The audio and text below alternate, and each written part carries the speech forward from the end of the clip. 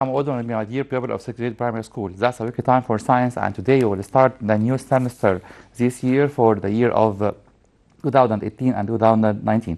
So let's start what we will study in the syllabus of science this semester. We will study 3 units that will be unit 1 that deal with only one lesson, which is mass and weight, which we will study it today, and we will complete this lesson the next Thursday, inshallah. And unit 2, we will study in it 3 lessons about gases. Unit 3 about gases, which are oxygen gas, carbon dioxide gas, and also nitrogen gas. And unit 2, we will study 2 lessons about heat and temperature, the difference between them, and also measuring temperature by the thermometer. So let me summarize what we will study this term. هنلخص دلوقتي مع بعض ايه اللي هناخده ان شاء الله الترم دوت. هناخد زي ما قلنا 4 units. Unit 1 which deal with mass and weight. عارفين كويس قوي يعني ايه كلمة mass، لكن مش عارفين يعني ايه weight، او ممكن نكون بنلخبط بينهم. فهنعرف ان شاء الله النهارده what's the main difference between mass and weight، ايه هو الفرق بين الكتلة والوزن. Unit 2 that will contain to lesson about heat conduction، التوصيل الحراري. موضوع مش غريب علينا، درسنا جزء منه في primary 4. and also measuring temperature أو قياس الحرارة by the thermometer. and also unit 3 that deal with about 3 gases which are oxygen gas. We will study each gas in details, and also carbon dioxide gas or CO2 gas, and nitrogen gas. That's about unit 3. What about unit 4, the last unit?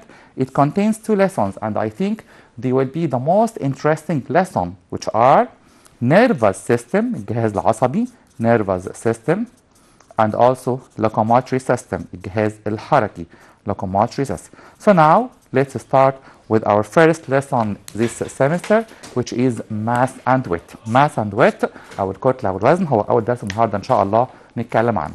So now let's start with a very important question. Is that we will or sometimes we see the sentence net weight is about 5 kilogram on some bags. ساعات كده نروح سوبر ماركت الاقي كده جمله مكتوبه على بعض الاكياس كلمه net weight is about 5 kilogram. نكتبها مع بعض نشوف الجمله دي صح ولا غلط. net weight الوزن الصافي net weight is 5 kilogram. In science this sentence isn't true at all. في الساينس الجمله دي مش صح تماما، غلط جدا جدا. It's very wrong. Why? Because weight isn't measured by kilogram, but weight is measured by Newton. Weight is measured by Newton, not kilogram. So now let me explain in details the difference between mass and weight. In detail. So now let's study the difference between mass and weight to know how can we measure weight and how can we measure mass. So now let's start our lesson about mass and weight. Let's start with the definition of mass. We will study the definition of mass now, and we have already studied this definition before in primary 4. درسنا التعريف ده قبل كده أكتر مرة في primary 4 وعارفينه كويس قوي. إيه هو definition of mass أو تعريف mass؟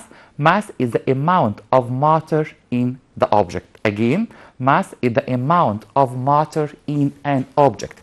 الكتلة أو الماس هي كمية المادة اللي موجودة في الشيء. يعني for example كتلتك أنت your mass is the amount of matter in your body. هي كمية المواد اللي في جسمك، كمية الماسلز العضلات، كمية البلاد، كمية البونز الدم والعضلات والعظام and so on. طب لو عندي باج فيها some marbles مثلا، شوية بيلي، عارفين البيلي كويس قوي طبعا. طب ايه هي الماس of this marble؟ The mass is the amount of matter in the bag. It's the amount of marble. هي كمية الماربل. For example, if I have a bag like this, it contains 1 marble about 5 grams, and another bag it contains 4 marbles, they will be 20 grams. Which one has more mass? The first one, like A. So A will be smaller than B. So B here يبقى الباج اللي فيها 4 marble هتكون عندها mass اكتر. ليه؟ عشان عندها amount of matter اكتر. يبقى تاني ايه هو definition of mass؟ what's meant by mass؟ mass is the amount of matter in an object. الماس هي كمية المادة اللي موجودة في الشيء. So now let's study the properties of mass. ايه هي خواص الماس؟ عشان نعرف كويس قوي المين differences between mass and weight لازم ادرس كويس قوي ايه هو او ايه هي كل خواص الماس وكمان ايه هي كل خواص الويت. Properties of mass is that mass increases when the amount of matter increases and vice versa. يعني الكتلة بتزيد لما بزود كمية المادة والعكس صحيح. بمعنى لو أنا عندي كيس زي ما شفنا من شوية في 1 ماربل 5 جرام، طيب لو بقى 2 ماربل هيبقوا 10 جرام، لو بقى 3 ماربلز هيبقوا 15 جرام، 4 ماربل 20 جرام. يبقى معنى كده في direct relation، علاقة طردية، يعني الماس بتزيد لما الماتر تزيد. يعني حاجه كده لوجيك جدا، منطقيه جدا. كل ما ازود الماتر اكيد الماس هتزيد. كل ما تزود الشيء اللي موجود فور اكزامبل مثلا في الباك ديت او في الكيس ده اكيد هتزود الماس. again mass increases when the amount of matter increases and vice versa.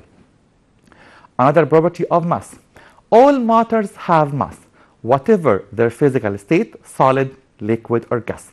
ساعات كتير قوي بنخلط بين ان الهواء مثلا مالوش ماس فور اكزامبل ده، لا هنا بيقول لي كل الماتر ليها ماس مهما كان حالتها الفيزيائيه. يعني فيزيكال ستيت يعني الحاله الفيزيائيه اللي هي solid او liquid او gas.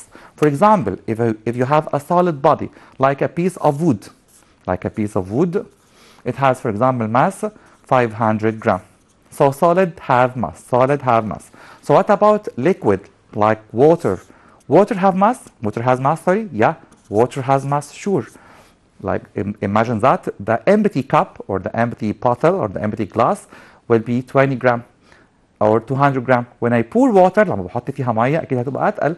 So it will be more than 200 gram. It will be for example 400 gram. So water has mass. So liquid has mass. So what about air? طب والهواء، هل الهواء ليه mass? For example if you have a balloon like this, it isn't full with air، مش مليانة هواء. And the balloon is 5 gram only.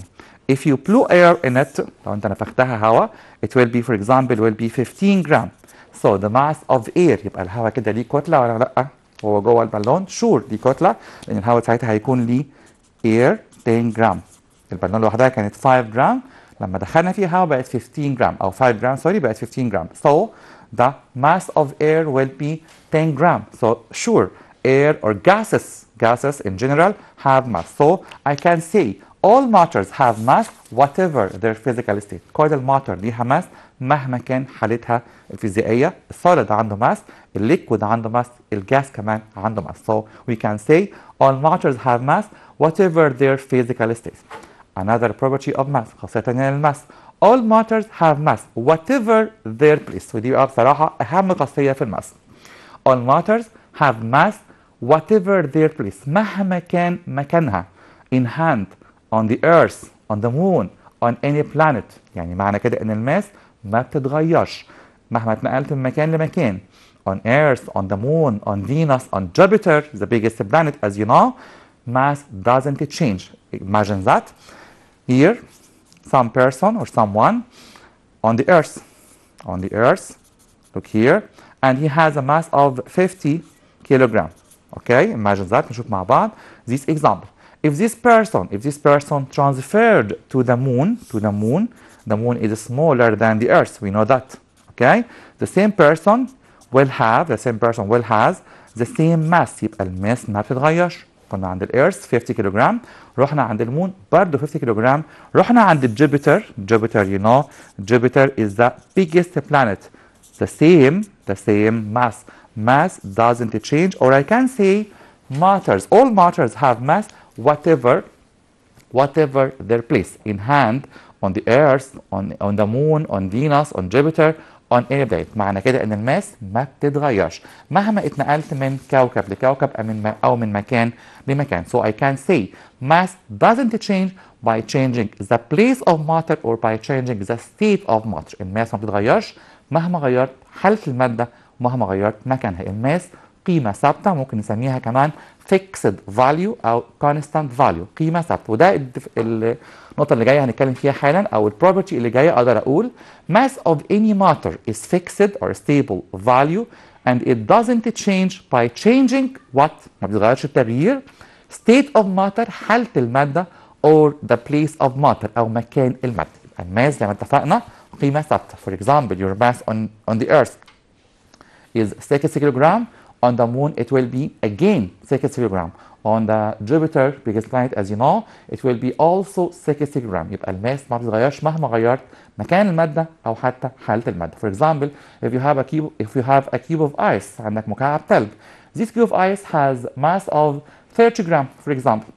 If you melted it، لو الثلج ده انصهر أو ساح أو تحول للliquid أو الووتر، it will have the same mass 30 gram. يبقى الماس ما بيتغيرش مهما غيرت حالة المادة أو حتى مكان المادة. So I can say mass is a constant value and it doesn't change by changing the state of matter or the place of matter. الماس قيمة ثابتة ما بتتغيرش التغيير حالة المادة أو مكان المادة. Another property, and this property is very easy and I'm sure all of you know this property. Mass is measured in units of gram, kilogram, ton. الماس بقيسها بوحدات بنسميها او زي الجرام والكيلوجرام والطن. I'm sure you know this unit because you have studied it. You have already studied it in primary 4. درسناها بالفعل في الصف الرابع قبل كده. Mass again is measured in units of gram, kilogram and also ton. The last property of mass is that mass is measured by devices. الماس بقيسها بأجهزة بنسميها scales أو balances، اللي هو بنسميه الميزان. ولو إني معترض شوية على الاسم بالعربي، هو الصح إن ما يكونش اسمه ميزان، لأن الميزان يبقى بيحدد الوزن أو الويت. لا طبعا هو المفروض اسمه جهاز تحديد الكتلة، لكن هو تجاوزا خلاص تعودنا على كده من سنين طويلة قوي، خلاص سميناه ميزان فأوكي مفيش مشكلة. Mass is measured by devices called again scales or balance. الماس بقيسها بوحدات بأجهزة بنسميها device أو scales أو balances. أجهزة قياس الكتلة هنسميها scales أو balance، اللي منها two arm scale يعني ميزان ذو كفتين، وكمان في one arm scale يعني ممكن جدا نلاقي الميزان فيه كفتين وفي ميزان فيه كفة واحدة بس. طب الميزان اللي فيه two arm scale عندنا منه two examples زي balance scale وكمان sensitive two arm scale. balance scale وكمان sensitive two arm scale. طب ال one arm scale هنلاقي منه one arm digital scale الميزان الرقمي، وكمان one arm scale with a pointer الميزان اللي فيه مؤشر. طب نشوف كده example لكل واحد منهم كمان، ولو في صورة يبقى أفضل شوية. For example the two arm scale الميزان ذو الكفتين أو الميزان اللي عنده كفتين. Number one, the first example is the balance scale. balance scale هو الميزان المعتاد أو اللي بنشوفه كويس قوي أو كتير جدا عند محلات سوبر ماركت مثلا لو بيبيع فيها خضار أو فاكهة أو حاجة زي كده. balance scale and sensitive to arm scale أو ميزان حساس ذو كفتين. ده كمان كنا بنشوفه يمكن من زمان قوي في بعض محلات الذهب أو المجوهرات، لأنه بيكون حساس جدا لقياس الكتلة and it's called I'm sorry sensitive to arm scale. يبقى عندي two examples of two arm scale، في مثالين من two arm scale هما balance scale و sensitive to arm scale. طيب بالنسبة لل one arm scale عندي برضه two examples one arm digital scale one arm scale with a pointer يعني في ميزان ذو كفة واحدة بس رقمي، في ميزان ذو كفة واحدة لكن ليه مؤشر. طب ناخد example منهم. For example that it is one arm digital scale هو ده الميزان الرقمي اللي بيكون فيه digits أو أرقام هي بتحدد أو بتعرفني the mass of the object. Another example one arm scale with a pointer في ميزان بيكون فيه مؤشر with a pointer.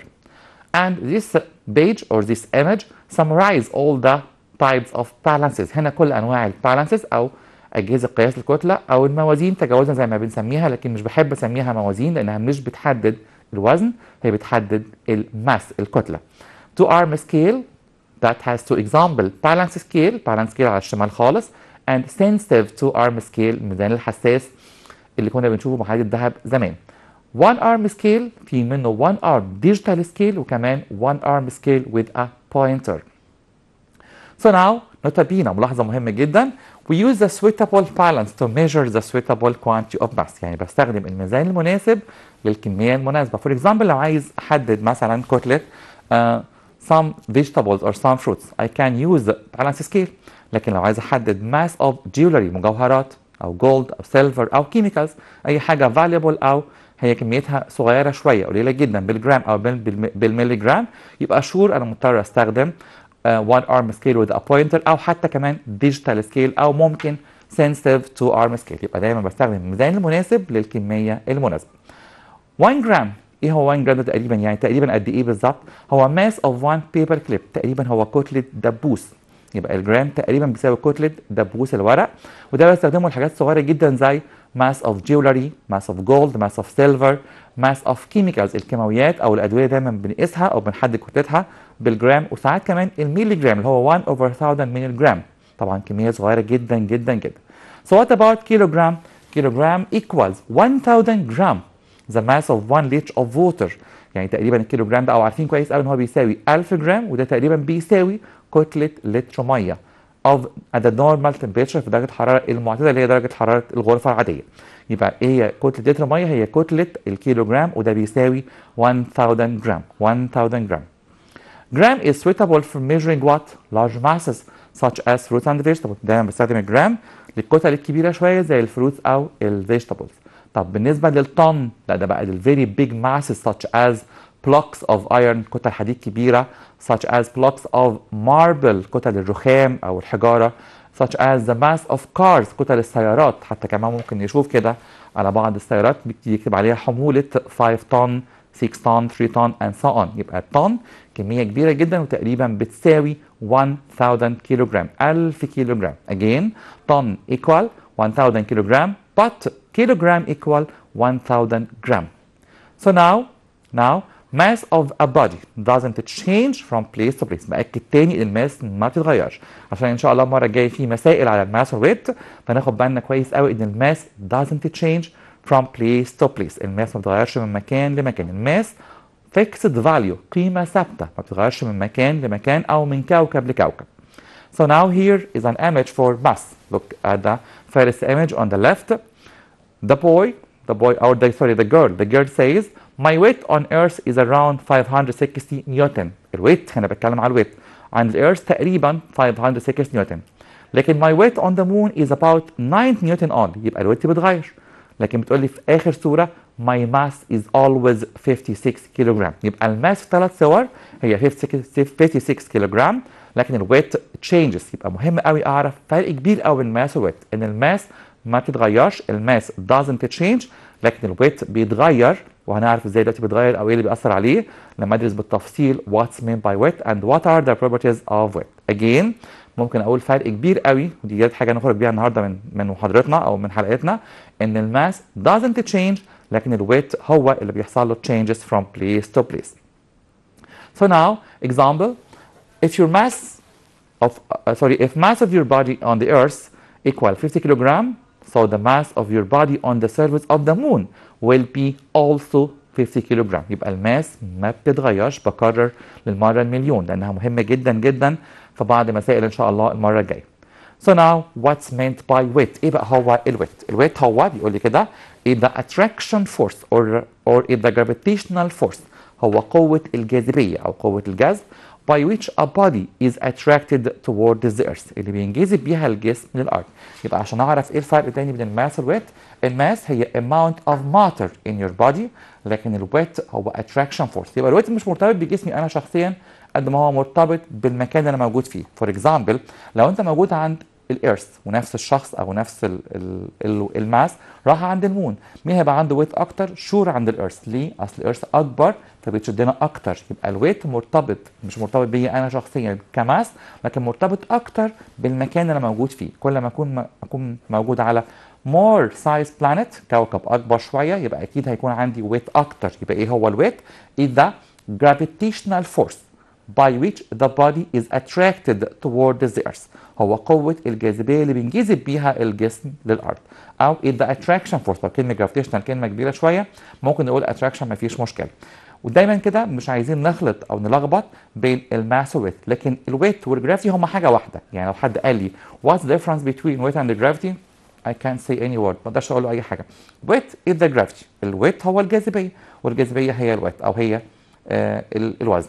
يبقى دايما نفرق بين الماس هي كميه الماده اللي في جسمك، لكن الويت هو قوه الشد او الجذب اللي بنجذب بيها في الكوكب اللي انا موجود فيه. فور اكزامبل انا موجود على الارض دلوقتي يبقى عندي ويت. طب ليه عند المون بنلاقي الناس بيتحركوا كده بسهوله قوي كانه بيتنطط كده؟ هو طبعا في ناس بيقولوا مفيش جاذبيه، لا في جاذبيه عند المون بس قليله شويه عن الارث، تقريبا 1/6 of the earth. طب ليه بيحصل كده؟ عشان المون عنده سمول سايز، حجمه صغير شويه او اصغر كتير من حجم الارض، فبالتالي عنده ليس ويت، اقل جاذبيه، فتلاقي الشخص هناك بيتنطط كده مش قادر يعني يمسك نفسه كويس قوي على المون. يبقى دايما ايه هو ويت او what's meant by weight؟ Weight is the gravitational or attraction force by which the body is attracted toward the earth. So now let's study the properties of weight. طب ايه هي خواص الويت؟ عندنا اكتر من خاصيه الويت. Number one, the effect of weight is always directed toward the earth center. تأثير الويت دايما مرتبط بمركز الارض. The effect of weight is always directed toward the earth center. دايما اي حاجه لو سبتها من ايديا بتقع للارض، تقع لتحت. طب ممكن حاجه تقع لفوق او يمين او شمال؟ surely not. طب ليه؟ اصل في attraction force directed towards the earth center، متجهه لمركز الارض. يبقى كأن في قوه جذب بتشد اي حاجه للارض، او كانها موجوده جوه الارث بتشد اي حاجه للارض. وطبعا عارفين كويس قوي ان اكتشف الكلام دوت great scientist، عالم مشهور جدا اسمه ايزاك نيوتن. وعشان نكرم اسمه او نحس كده ان هو اخترع او اكتشف حاجه مفيده جدا للبشريه، خدنا اسمه وعملناه يونت للويت. يبقى لما بقيس الويت دايما بقول measured in نيوتن مش measured in كيلوجرام. عشان كده قلت في اول حلقه لو لقيت جمله net weight 5 كيلوجرام sure not right، اكيد دي غلط جدا او اكيد دي مش صح خالص، ده scientifically مش صح. طب ليه؟ اصل الويت بقيسه بالنيوتن مش بالكيلوجرام. امال بقيس ايه بالكيلوجرام؟ دي الماس، الكتله. يبقى مهم قوي اعرف the main differences between mass and weight. Again, mass is the amount of matter in an object. الماس هي كمية المادة اللي في الشيء. لكن weight is the attraction or the gravitational force by which the body is attracted towards the earth. Another main difference، فرق مهم قوي. Mass is measured in units such as gram, kilogram and ton. لكن الويت is measured in only one unit which is Newton. الويت بقيسه بيونت واحدة بس وحيدة هي اسمها نيوتن. Again, the effect of weight is always directed towards the earth's center. دايما تأثير الويت متجه لمركز الأرض.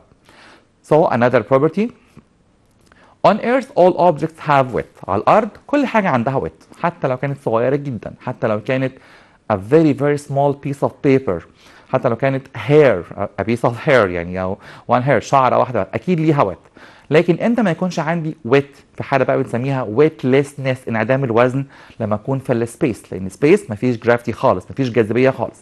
يبقى on earth all objects have weight but in space all objects are in a state of weightlessness. في الفضاء انا عندي حاله اسمها weightlessness، انعدام الوزن. يبقى مهم قوي اعرف ان على الارض كل حاجه ليها ويت، وعلى اي كوكب كل حاجه برضه ليها ويت، لكن بيختلف حسب حجم الكوكب نفسه وحسب قوه جاذبيته. لكن امتى يكون عندي weightlessness، انعدام وزن؟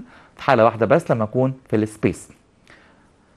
The measuring unit of weight is نيوتن. قلنا عشان نكرم اسم العالم الشهير جدا ايزاك نيوتن اخذنا اسمه وعملناه measuring unit للويت او وحده قياس للوزن. يبقى مهم قوي عشان اقول نت ويت الوزن الصافي في اي حاجه لازم اقول بعدها نيوتن مش كيلوجرام. كيلوجرام يبقى كده كاني بحدد الماس مش الويت.